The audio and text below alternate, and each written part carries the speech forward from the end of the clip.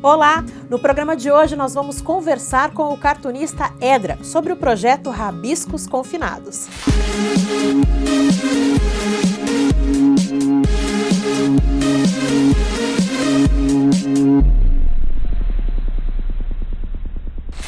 O Edra tem uma carreira extensa como cartunista e produtor cultural.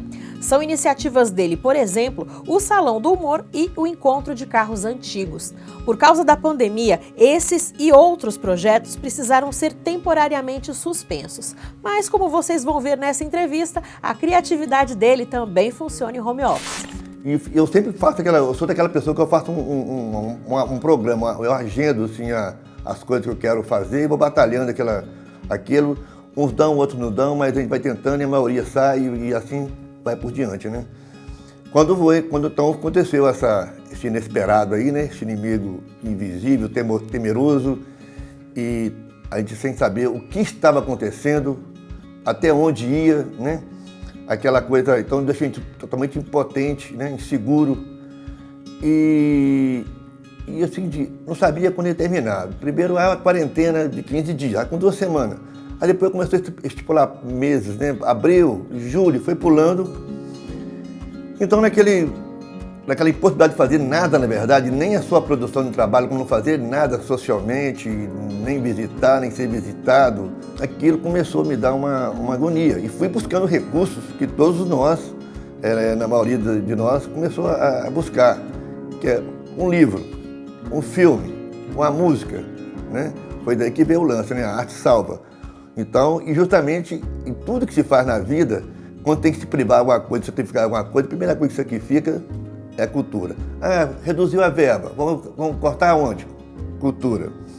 Então, a manifestação artística, ela depende essencialmente do público. Então, cortou esse elo, então mais do que nunca nós ficamos na deriva. Foi então que, diante dos recursos que eu busquei, as alternativas, eu estava sentado à mesa da minha sala, né? Não estava nem aqui no meu estúdio, estava lá embaixo da minha sala. E eu sempre, acompanhado um papel da caneta, comecei a riscar. É até muito comum o desenhista estar com papel e caneta em mão e começar a riscar o que está na frente. Mas eu fui riscando e eu vi que eu saí um desenho assim, diferente, uma coisa que me tomou um tempo, e me deu uma satisfação. Eu preenchi a minha mente naquele período e vi o resultado. Achei legal aquilo e brinquei, postei com meu celular assim, em cima da minha mesa, assim, postei e com toda a franqueza, postei até um pouco assim, de receio, porque você está fazendo uma coisa de brincadeira, as pessoas podem fazer um julgamento de achar que eu estou com a pretensão de ser aquilo uma arte, né?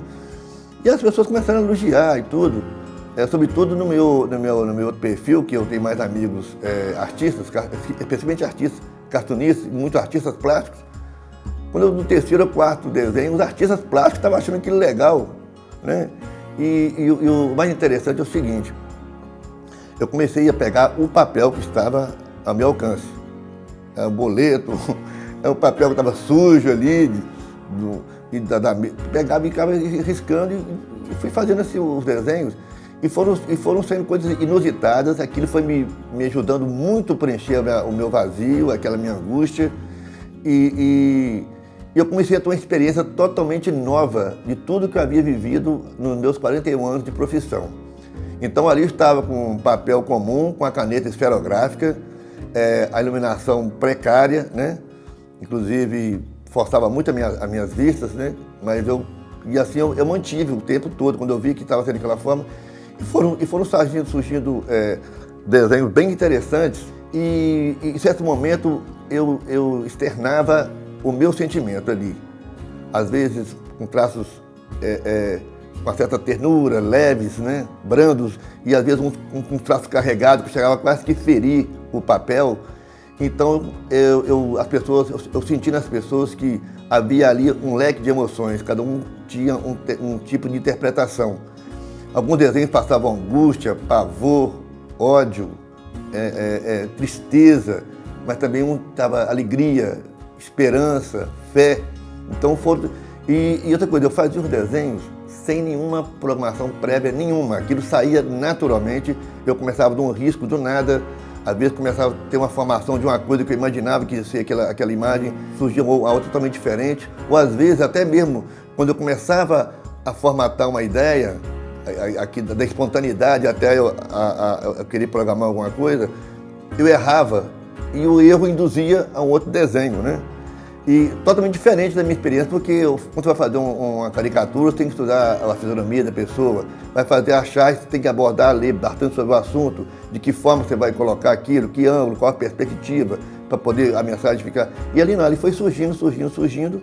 Foi quando eu dei por mim, já estava com mais de 200 desenhos, né? Então, aí as pessoas, pô, isso merece uma exposição, tal.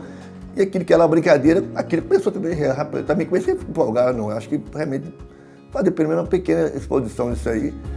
Quando passou do maior número de desenhos, eu amadureci bem a ideia de poder fazer a exposição.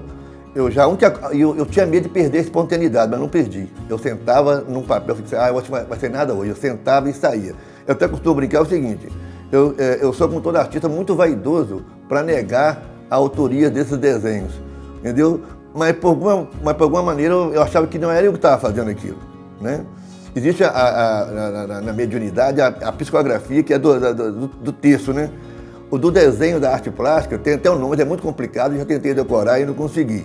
Então parecia que aquilo eu desenhava e realmente não tinha uma programação. Então achei aquilo muito interessante. E interessante também é o seguinte, a diversidade, os estilos totalmente diferentes de desenho do outro, né? Tá certo que algum outro tinha até uma certa sequência, mas a maioria não tinha uma ligação com... Você vai vendo aquela série de desenhos, não parece que é a mesma pessoa que fez. Ficou bem instigante. Aí eu achei interessante fazer a exposição. Aí comecei a pensar nisso, mas eu sou muito chegado a publicações de livros, né? Eu gosto de dar um pouco de ar de perenidade, um registro mais... E eu acho que o momento merecia isso, que o que o mundo está atravessando e que o trabalho foi essencialmente diante dessa circunstância. Foi quando, então, eu pensei, poxa, por que não um livro? Mas eu pensei em enriquecer mais isso, convidando pessoas a fazer um texto. E convidei as pessoas mais próximas, amigos, de toda a classe social, de todo nível cultural e das mais diversas profissões, para fazer um seu depoimento, né, diante um texto, diante das circunstâncias que ele estava, como ele estava enfrentando e encarando aquela situação. Ou em forma de poesia, ou de depoimento, enfim, da maneira que a pessoa pudesse, né, colocar a sua experiência. E foi então que enriqueceu ainda mais, porque vieram textos maravilhosos, ficou um registro muito marcante, sabe? E em conjunto com a imagem. Daqui a pouco, depois do intervalo, tem a segunda parte da entrevista com o Edra. Fique ligado.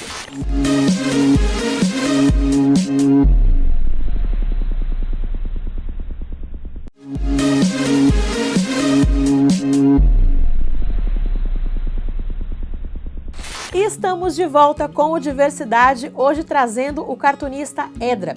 No começo da pandemia, ele criou o hábito de fazer desenhos despretensiosamente. Quando já tinha mais de 300, surgiu a ideia do projeto Rabiscos Confinados, que rendeu uma exposição na Casa Ziraldo e um livro em 4 volumes. Juntamente com os desenhos, os livros trazem textos de autores convidados que escreveram sobre o momento que a humanidade está vivendo. Eu reuni 140 pessoas, né? Então eu achei que um livro ficar muito grosso e até para manusear, para as próprias figuras, para o próprio texto, ficar com uma coisa não tão pesada, eu dividi em 4 volumes, né? E dei o título que eu dei às postagens que eu fiz nas redes sociais, que é Rabiscos Confinados, né? E então para cada um eu dei um subtítulo e distribuí os textos com os convidados de ordem alfabética. Então ficou uma parceria muito interessante, né? E eu achei que completou então esse ciclo de fazer um registro, porque é um momento histórico, né? Que nós estamos atravessando, a humanidade, o planeta atravessando, e aí traduz muito bem, né, o que está ocorrendo, né? Agora um pouquinho com a luz no final do túnel, ainda está uma coisa tão, sei lá, não tem nem palavras, de tanta tristeza, de tantas mortes, de tantas perdas, né? De tanto sofrimento, e a gente carregar, a te ter esperança, se reciclar, se renovar e encarar, né, as situações com todas as limitações que nos foram impostas.